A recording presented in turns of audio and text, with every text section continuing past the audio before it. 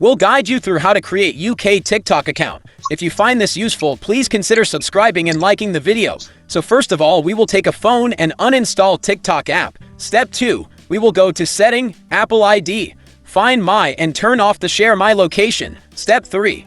Go back to Settings, click on General Language and Region, and set the region to UK and language to UK English. Step 4. Restart your phone. Step 5.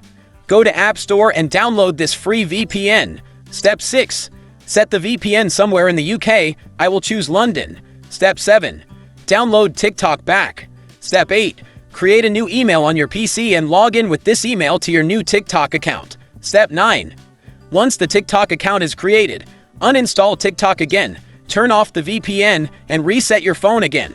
Step 10. Download TikTok back and log into your new TikTok account using the password and the email you created earlier.